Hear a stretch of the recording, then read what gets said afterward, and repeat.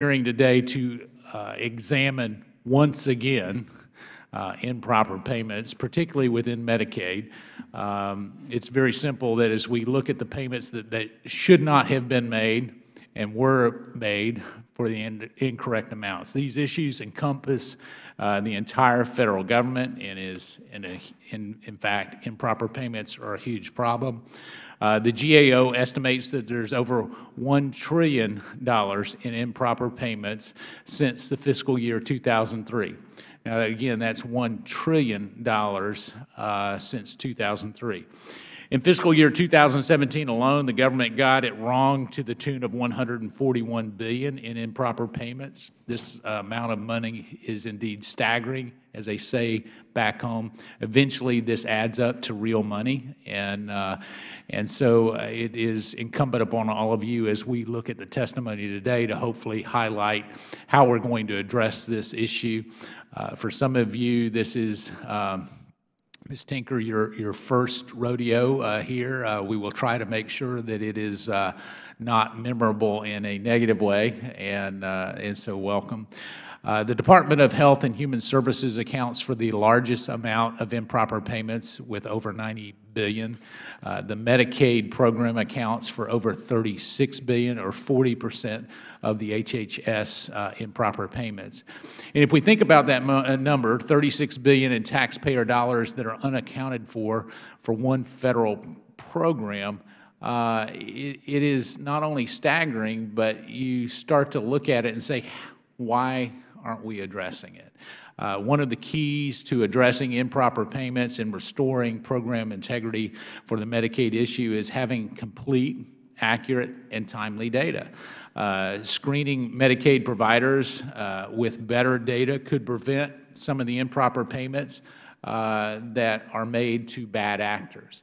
Now, I also want to stress that because we look at this, there are times when we have improper payments. There are times when some of those things are not indeed fraudulent. They're not bad actors. They perhaps are a result of our bureaucratic network that we have. I'd be interested in hearing that. I'm one that believes that every improper payment isn't necessarily because of a bad actor. And yet, when we look at this, Ms. Tinker, you're from HHS OIG.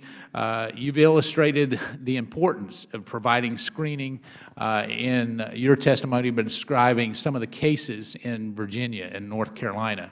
And in the Virginia case, one individual participated in a scheme to defraud this special caregiver program covered by Medicaid by submitting timesheets for services that weren't actually provided. Those are the kind of things that we do need to go after. This individual was in jail at the time, so it was amazing how creative they were getting from a jail cell, and a simple check of his status could have stopped the fraud, and yet somehow that didn't happen. In North Carolina, a mental health facility operator defrauded Medicaid by submitting at least $2.5 million in fraudulent claims for services never provided to the beneficiaries with developmental disabilities. Now, to support these fraudulent claims, this individual used stolen beneficiary information from a company he previously co-owned that was no longer operational. And this could have been stopped with better data and a site visit. And when we look at these kinds of things, you would say, well, these should be easy operational checks that in the private sector, if you were writing checks, you would actually say, well, if we're going to write a $2.5 million check, you would want to make sure that it was for legitimate purposes.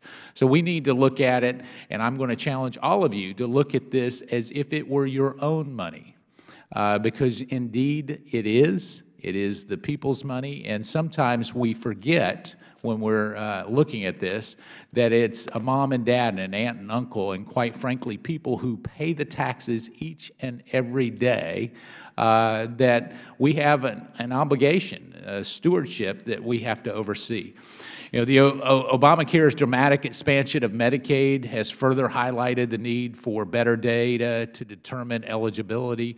And if we're going to, if we are going to make sure that Medicaid dollars are going to those programs designed that they're designed to cover, we need to also effectively look at detecting improper payments and fraud, and we need complete and accurate national data on Medicaid. So for almost 20 years after Congress directed states to submit such data, the transformed Medicaid statistical information process is still a work in progress after 20 years. And so it is incumbent that we come together today. I see my time has run out in terms of my opening statement, but we look forward to hearing from all of you. And with that, I will recognize the ranking member, Mr. Raskins, for his opening statement. Mr. Chairman, thank you very much. And